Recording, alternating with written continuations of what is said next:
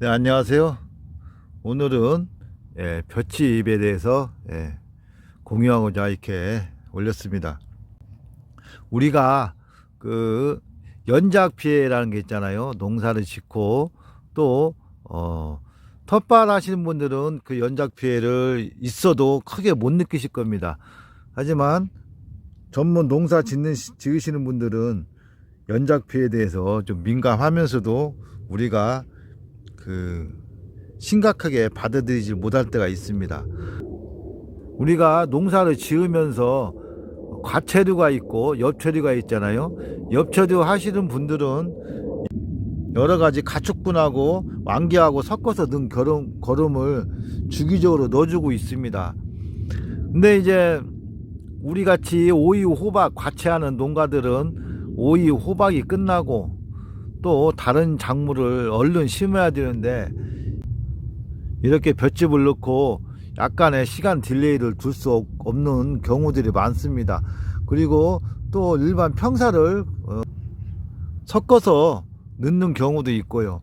근데 이제 우리가 최고 이 볏짚이 중요한 것은 기술센터에서도 항상 하는 얘기가 볏짚만한 유기질 거름이 없다고들 합니다. 또 연작 피해를 입을 때 어떤 작물은 옥수수로 해결하는 방법이 있고 어떤 작물은 또 볏짚으로 그 연작 피해를 최소화하는 그런 방법이 있습니다. 완전 해결은 안 나지만 최소화하는 방법이죠. 그러면은 우리가 요즘 비료나 그 또는 비료 대용으로 거름 대용으로 나오는 그 거름들이 많이 있습니다. 물론 우리가 그런 것들은 수시로 간편하게 냄새도 안 나고 뿌릴 수 있는 것도 있고 또 아까 말씀드린 대로 똥도 뿌릴 수 있습니다. 이제 제가 이 볏짚을 넣는 농가를 몇 년 동안 꾸준히 봐왔어요.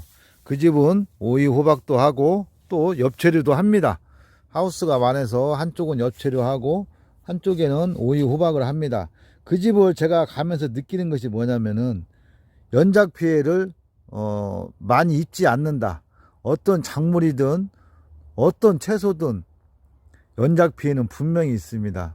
우리가 그 텃밭 하시는 분들은 그런 거 쉽게 못 느끼지만 이 전문 시설 농사 지으시는 분들은 우리가 소독 그 나오는 밭의 소독량을 알고 그 또 밭의 상태를 보면서 매일 체크하기 때문에 이 밭 상태를 그 농가 분들이 다 아실 겁니다. 그래서 연작 피해를 입는 걸 방지하기 위해서 이렇게 볏짚을 까는데 볏짚을 까는 농가가 드물다는 얘기죠. 그래서 조금 전에 말씀드린 그 선배 농가는 해마다 요때쯤 볏짚을 깝니다. 볏짚을 깔고 좀 놔뒀다가 오래 놔두지도 않아요. 한 열흘 정도 일주일 놔뒀다가 또 바쁘면은 바로 이 상태에서 노타를 칩니다. 옛날에는 볏짚이 잘라진 볏짚이 나왔어요.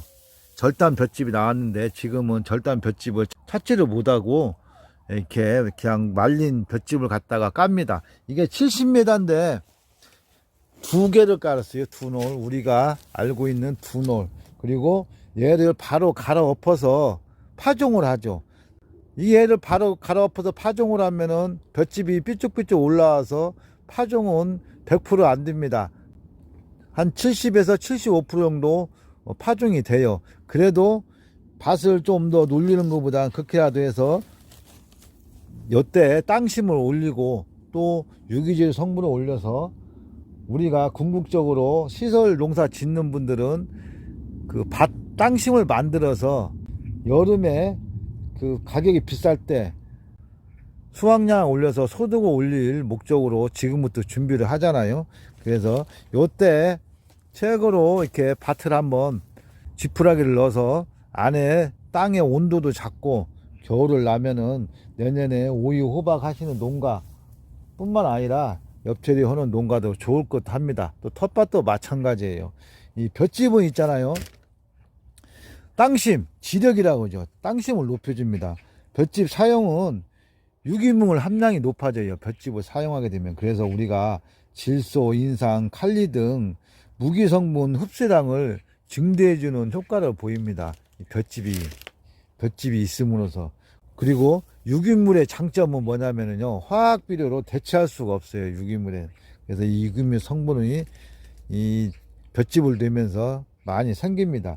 벼가, 우리가 그 농사 짓는 벼가 뿌리를 18cm까지 보통 내리는데, 그 18cm 밑에 유기물 함량을 1% 올리려면은요 150년이 걸린다고 합니다.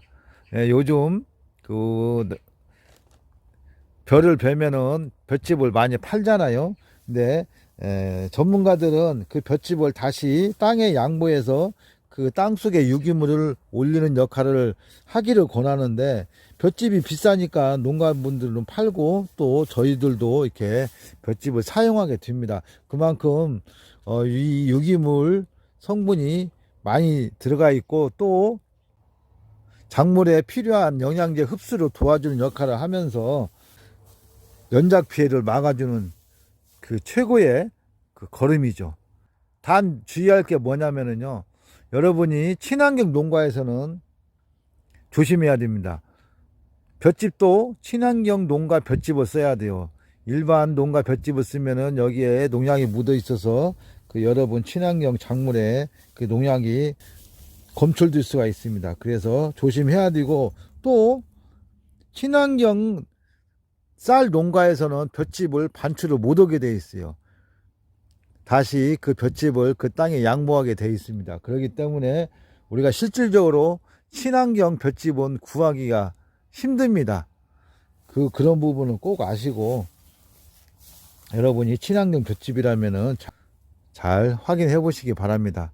그래서 오늘은 우리가 그냥 스치고 기술센터나 다니지 않거나 또 그 이런 지푸라기 까는 것도 못 보신 분들을 위해서 이렇게 한번 올려드립니다. 이 지푸라기는 그 꼭 해마다 여러분이 선택하셔서 한 번씩 깔아주면 좋아요. 그리고 특히 겨울에 연동하우스에서 오이 호박 짓는 분들도 이 지푸라기를 고랑이에 깔잖아요. 그 지푸라기를 고랑이에 까는 것은 여러 가지 역할이 있죠. 땅의 온도를 잡고, 애를 작물이 끝나면은 다시 그게 거름이 돼서 땅에 힘을 올려주고, 내년에 또 더 수확을 높이고, 이런 그 효과가 있습니다. 이게 70m에 2개가 들어갔어요. 그래야 10만원. 이 한 동에 10만원 투자해서 우리가 내년에 수확을 증대할 수 있다면은 10만원이 아니라 20만원, 30만원, 50만원도 투자를 해야 됩니다. 그죠?